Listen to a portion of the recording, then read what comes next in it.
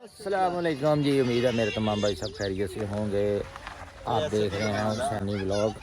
देखते कानों को मोहब्बत भरा सलाम हो। तो आज हम अपनी नहर 15L पे शुरू कर रहे हैं जी। मछली का नहर तो फ्लड आने की वजह से बंद हो गई है, तो हमने सोचा भी मच्छी का शिकार करते हैं।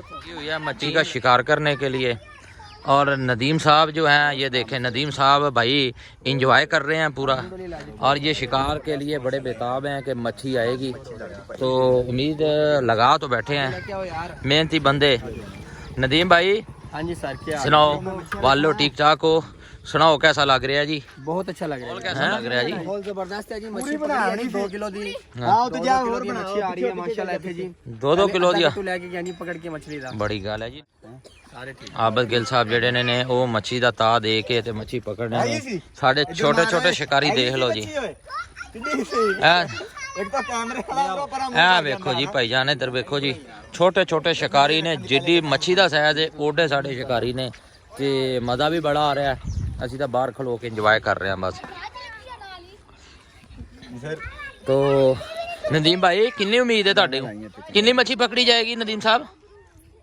कितनी मच्छी? तकरीबन 1 मन मच्छी होएगी। 1 मन मच्छी होएगी। पहले पकड़ी हुई है 20 किलो मछली है। ਤੇ ਜਿਹੜੇ ਦੋਸਤ ਆਬਾਬ ਸੁਣ ਰਹੇ ਨੇ ਉਹਨਾਂ ਦੇ ਮੂੰਹ ਚੋਂ ਪਾਣੀ ਆ ਰਿਹਾ ਹੈ ਕਿ ਸਾਨੂੰ ਉਹਨਾਂ ਨੂੰ ਦਾਵਤ ਦਿਓ ਇਸ ਚੀਜ਼ ਦੀ। ਤੇ ਉਹਨਾਂ ਦੇ ਬਾਰੇ ਕੀ ਕਹਿਣਾ ਚਾਹੋਗੇ ਤੁਸੀਂ? ਉਹਨਾਂ ਨੂੰ ਦਾਵਤ ਦਿਓ ਨਾ। नदीम साहब बिजी ने टिकटॉक। बाकी अल्लाह खुश रखे, अल्लाह ताला। हम तो दुआ गो हैं इस बात के लिए भी कि अल्लाह ताला महफूज रखे जो हमारे भाई सैलाब की वजह से बेघर हो गए हैं, उनका सारा कारोबार तबाह हो गए, माल मवेशी ख़त्म हो गया है। अल्लाह ताला उनके दोबारा कारोबार में मज़ीद बरकतें अता फरमाए, और अल्लाह तो है ये कुदरती आफतों से महफूज फरमाए। और सबको दुआ करनी चाहिए कुदरती आफात से कि जो हमारे सैलाब की जद में आए भाई, जो मुखीर हज़रात हैं उनसे भी मेरी इल्तमास है कि जितनी हो सके उनकी जो है वो ख्याल किया जाए, उनकी ज़रूरियात का। तो बाकी वीडियो का शिकार भी जारी है, तो आपको दिखाते रहेंगे भी क्या सूरत हाल है शिकार की। छोटे छोटे बच्चे हैं ये, इनको अभी से शौक़ पड़ा हुआ है ना शिकार करने का।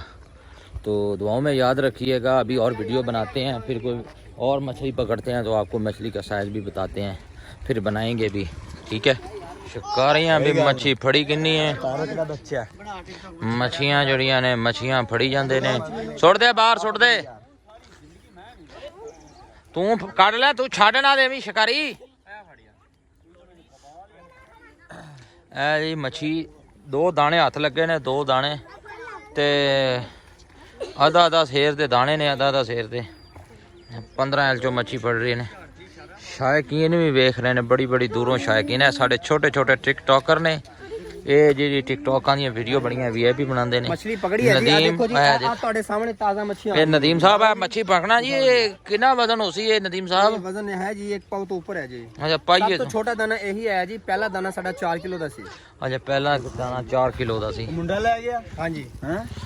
यार यह काम ज्यादा मुंडे मच्छियां बंदे पकड़न ते ले जांदे ने, उत्ते वेखण वाले यार ज्यादती है ना। ਐਵੇਂ ਮੁੰਡੇ ਕਿੰਨੀ ਮਿਹਨਤ ਕਰ ਰਹੇ ਨੇ। ਆਸਫ ਸਾਹਿਬ ਵੀ ਹੁਣ ਜਿਹੜਾ ਕਲੀਨਿਕ ਬੰਦ ਕਰਕੇ ਆਏ ਨੇ, ਇਹ ਕਹਿ ਰਿਹਾ ਜੀ ਮੈਂ ਬਸ ਮੱਛੀ ਦਾ ਪਤਾ ਲੱਗਾ ਤੇ ਆਸਫ ਸਾਹਿਬ ਜੀ ਆਪਣਾ ਕਲੀਨਿਕ ਬੰਦ ਕੀਤਾ। ਲੈ ਜੀ ਇਹ ਸਾਡੇ ਨਿੱਕੇ ਨਿੱਕੇ, ਇਹ ਦੇਖੋ ਜੀ, ਤੁਸੀਂ ਦੋਨੇ ਜਣੇ ਆ ਜਾਓ ਬਾਹਰ। ਇਹ ਵੇਖੋ ਜੀ शिकारी, ਇਹ शिकारियां ਦਾ ਹਾਲ ਵੇਖ ਲੈ। ये देखो जी मच्छी दे ऊपर मच्छी आ रही है, बहुत ज्यादा मछली है। मच्छी ये देखो मच्छी का शिकार मारी ना तेरे। आ वेख किथे मारी है? हाँ वेख जी मच्छी मारी है जी। मच्छियां फड़ो जी, मच्छियां उम्मीद है शाम तक कोई 1 मन के करीब मच्छियां पकड़ियां जानियां। मेहनत जारी हो सारी है। ਵੱਡੇ ਵੱਡੇ शिकारी तशरीफ लैके आ रहे हैं, ਵੱਡੇ ਵੱਡੇ शिकारी।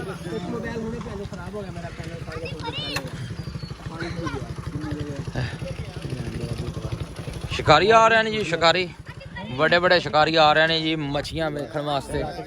ते भैया ना मच्छी का शिकार है, ते सलाब वाली जगह ते भी बहुत सारियां ਜਿਹੜੀਆਂ मच्छियां ने।